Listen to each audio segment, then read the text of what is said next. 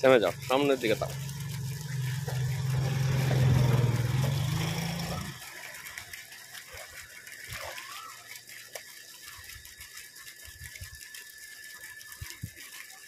আর ওদিকে দিও না।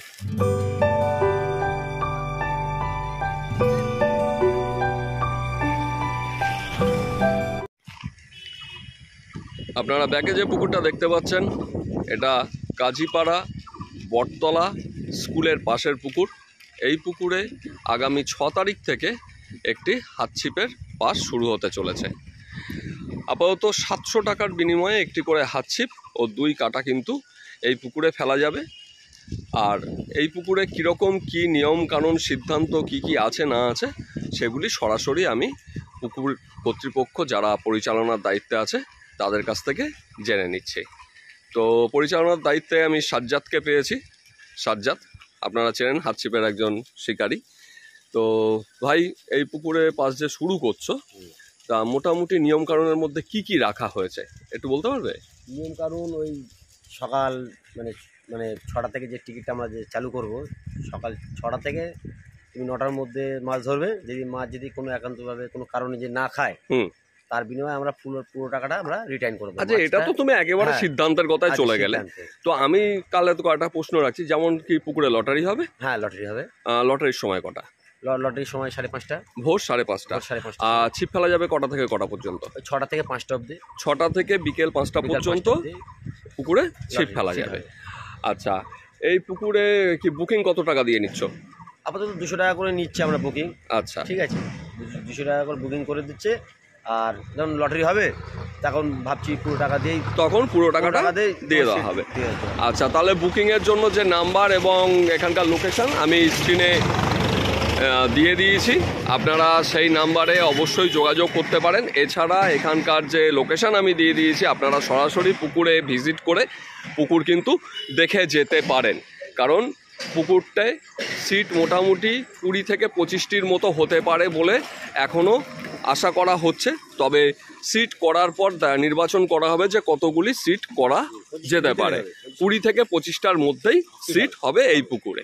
আচ্ছা, আর একটা কথা যেটা হচ্ছে, কত ফুট ছিপ ফেলা যাবে পুকুরে?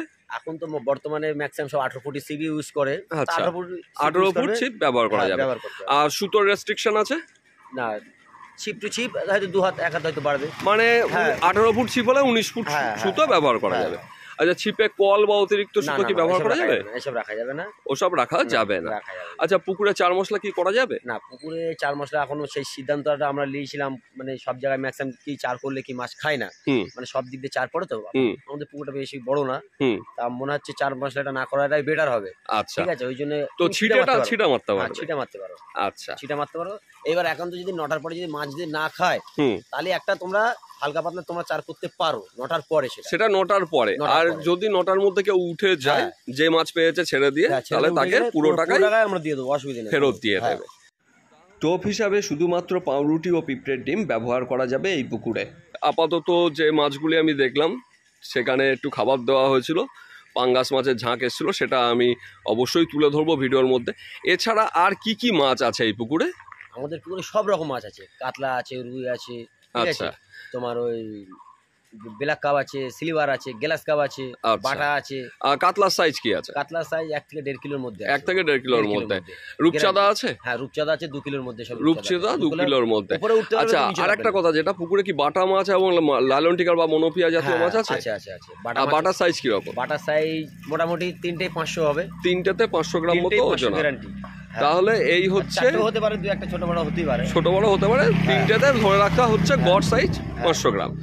তাহলে এই হচ্ছে পুকুরের কন্ডিশন।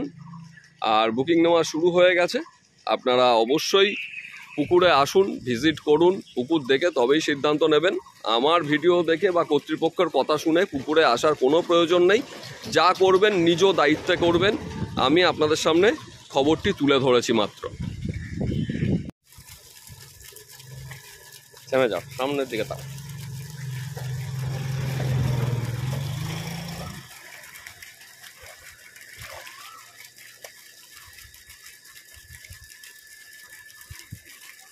আর ওদিকে দিও না। না না, এরা থাকলে আবার অন্য মাছ ভিড়তে দেয় না। ভিড়ুক, আপাতত এটা আগে তুলে নেই। সব রকম দেখা যাবে। তাহলে আরেকটা কাজ করো, ওই পাশটা একটু দাও।